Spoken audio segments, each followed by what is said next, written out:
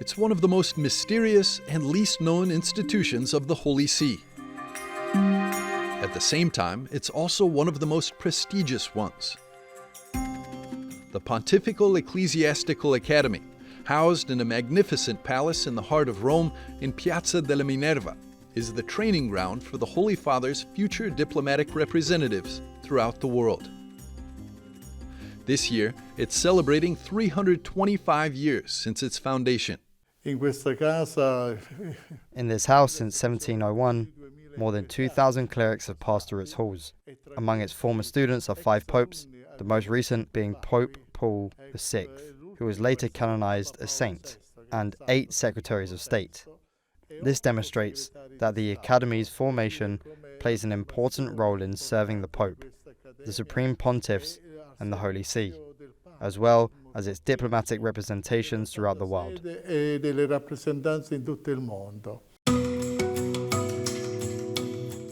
His Excellency Archbishop Salvatore Pennacchio has served as the president of the Academy since 2023. Through his many years of experience as Apostolic Nuncio in 11 different countries, among which Rwanda, Singapore, Cambodia, Nepal, and Poland, he enriches the institution with invaluable diplomatic experience. At this academy, there is no competitive entrance examination as there is in the civil diplomatic service. Candidates are recommended by bishops from all over the world.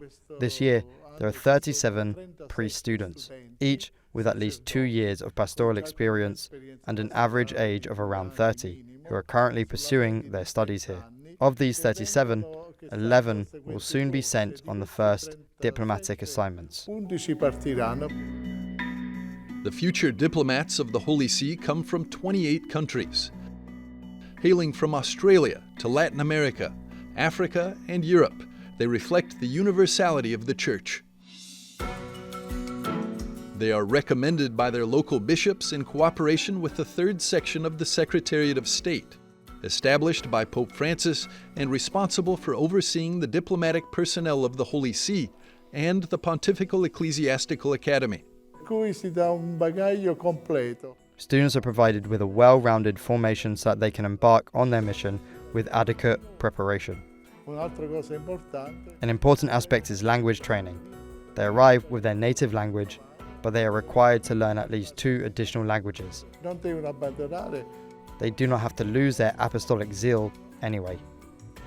For this reason, on weekends they are assigned to parishes, hospitals, or prisons, where they can continue to develop and exercise their pastoral ministry.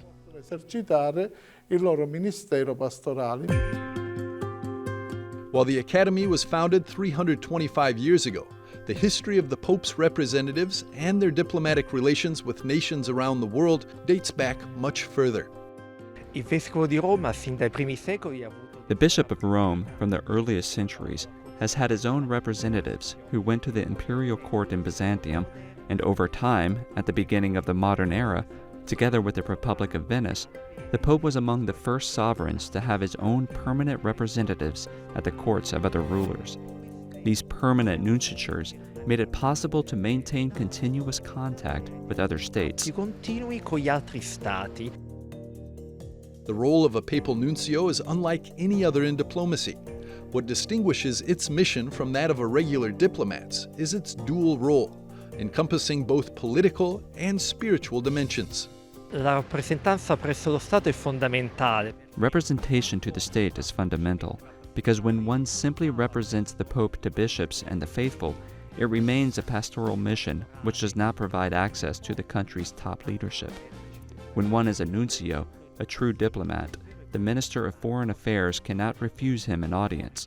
It becomes a secure channel through which information, requests, and needs can be conveyed to the government in order to protect the interests of the Catholic Church. The Pope is among the best informed leaders in the world.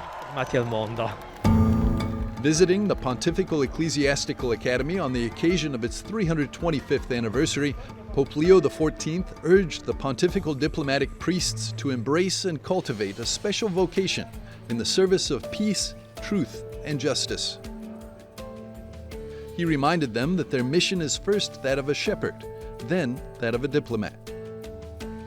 With his visit, the Holy Father followed in the footsteps of his predecessors, especially Leo XIII, an alumnus of the Academy, who inspired both the name of Leo XIV and his first encyclical, Magnifica Humanitas, launched just a few weeks after the visit. In that period, there was a major social transformation already underway, with factories and industrialization. There were social problems related to workers, and so this sense of commitment was very strong. Today, there are other modern developments, the rise of artificial intelligence and other technologies that can either serve humanity or suppress human dignity, and it is this latter possibility that is somewhat concerning. Another challenge in today's world is the great need for peace, to which Pope Leo constantly refers, and to which a pontifical diplomat is called to appeal wherever he goes in carrying out his mission.